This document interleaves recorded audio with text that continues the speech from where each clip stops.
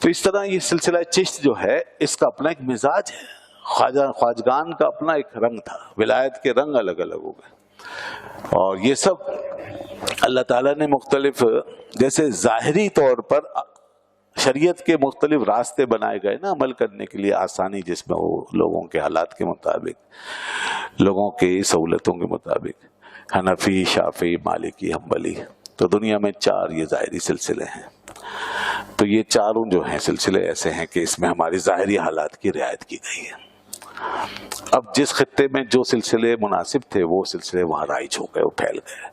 جیسے یہاں پر ہمارے اس ریجن میں ایشیا میں زیادہ تر حنفی جو ہے مکتب فکر عام ہوا، اور ادھر انڈونیشیا اور ملیشیا میں مالکی، شافعی، بلکہ شافعی زیادہ وہاں پر عام ہوئے. اور پھر آگے جائے افریقہ کے ممالک میں وہاں مالکی حضرات جو ہیں وہ تھے.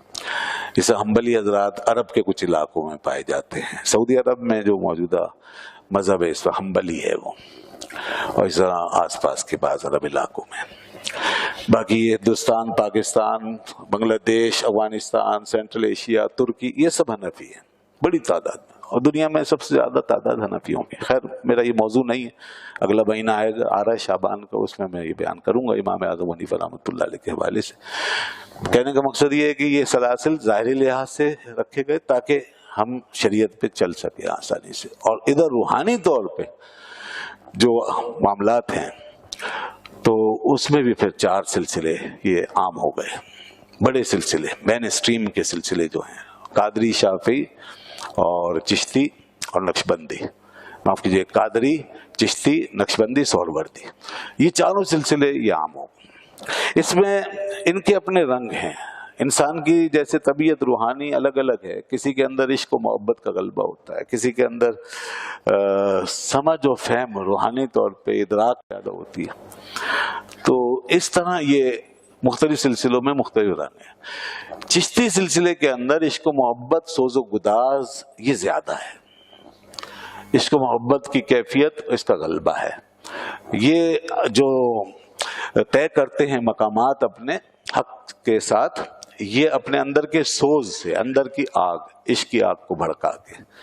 یہ میں اس زمانے کے لوگوں کی بات کر رہا ہوں. اب تو صرف تبرک کے طور پر ہی لوگ بیعت ہوتے ہیں. اب وہ چیزیں کہاں دنیا میں پائی جاتی ہیں کہ کسی کے اندر یاد حق کی ایسی آگ بھڑک جائے کہ اس کا من جل کے راکھ ہو جائے؟ کہاں ابھی ہے. خواجہ صاحب ان لوگوں میں سے تھے، حضرت بابا بختیار کاکی ان لوگوں میں سے. دیکھیں نا، سبا میں حضرت بختیار کاکی رحمت اللہ علیہ ایک ہی شعر پر بار بار زندہ ہوتے، بار بار فوت ہوتے تھے، ایک ہی شعر پہ. یہ کیسی آگ تھی جو بار بار جلا رہی ہے. تو زندہ ہو رہے ہیں، فوت ہو رہے ہیں، زندہ ہو رہے ہیں، فوت ہو رہے ہیں. جان جا رہی ہے، آ رہی ہے، جا رہی ہے، آ رہی. اور اسی طرح بابا فرید شکر گنج فرماتے تھے، لوگ سما میں الجھے ہوئے ہیں اور فقیر کا یہ حال ہے کہ عشق کی آگ میں جل کے راکھ بھی ہو چکا ہے. تو وہ آگ ہے عشق و محبت، اللہ کی یاد، اس کی محبت کی آگ. یہ اہل چشت کا طریقہ ہے. اور ادھر اہل نقشبند جو ہیں، نقشبند کا طریقے میں نقش حق کو زیادہ اپنایا جاتا ہے. نقش حق یعنی اللہ کی یاد کا ایک نقش من میں قائم ہوتا ہے، جیسے کوئی چیز چھپ جاتی ہے. بس ایک چیز چھپ گئی، لگ گئی، مول لگ گئی اندر.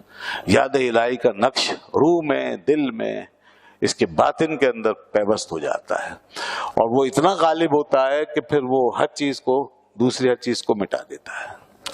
ادھر آگ لگی، بھڑکی اور ہر چیز جل گئی نا، اور ادھر کیا ہوا، ادھر نقش بنا، وہ چھپا اور غالب آیا، اور سب چیز، دنیا کی ہر چیز غائب ہو گئی اور صرف حق رہ گیا. اسی طرح قادری اور سہروردی سلسلے میں یاد حق کو بھڑکا کر کے، اس ذکر کو خوب بھڑکا کر کے، اور اس کے ذریعے سے معرفت طے کی گئی ہے، اور باقی سب غیر ما سوی اللہ کو گویا اس طرح نکالا گیا ہے.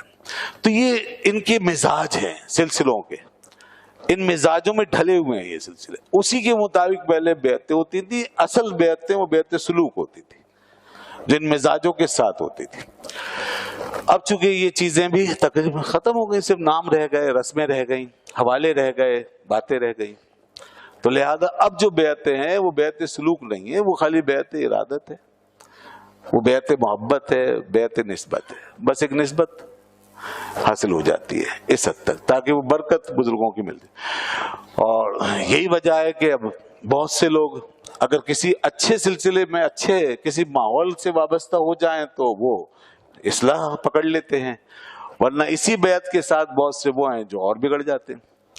उनका हाल ये है कि वो समझते हैं कि अब सारी मंजिलें तय हो गई, यानी कि उन्होंने खाली छिलका पाया और समझा कि गूदा भी मिल गया है। उन्होंने सिर्फ जो है जाहिरी हाथ में हाथ दिया, समझे कि खुदा तक पहुंच गया। अब बहुत से बेवकूफ बनाने वाले उनको इस तरह बेवकूफ भी बनाते हैं, वही पहुंच गए आप पहुंच गए, बस हो गया काम, अब छोड़े सब। तो इस तरह लोग इस गफलत में पड़े हुए हैं ऐसी रस्मी बैतों को लेके, और दीन और शरीयत की परवाह नहीं, खास तौर पे इल्म की परवाह नहीं है। इल्म बिल्कुल गायब हो गया, दीन का इल्म ही गायब हो गया। यानी वो इल्म जिससे दरवाजा खुलता है अल्लाह की मोहब्बत का, मारिफत का, वही गायब हो। जब इल्म ही नहीं है किसी चीज का तो एक चीज को हाथ कैसे लगाएंगे आप? एक मशीनरी भी अगर रखी है तो उसको खोलने के लिए इल्म चाहिए भाई। किसी भी चीज को आप जब भी इस्तेमाल में लाएंगे इल्म चाहिए।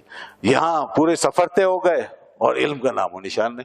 जितने सूफिया थे बुजुर्गान वो सब के सब बा इल्म थे, इल्म वाले लोग थे। उन्होंने इल्म सीखा, सिखाया, और तुम के सिलसिलों में इल्म बहरहाल बाकी रहा है।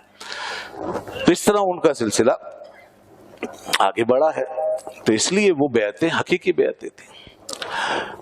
आज बस अच्छे माहौल से आदमी मानूस होता है, और कोई अच्छी बैत, अच्छे माहौल से बैत ये उसको दीनी लिहाज से फायदा पहुंचा दे, ये बहुत गनीमत है।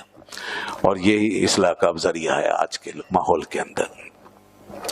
उसके बाद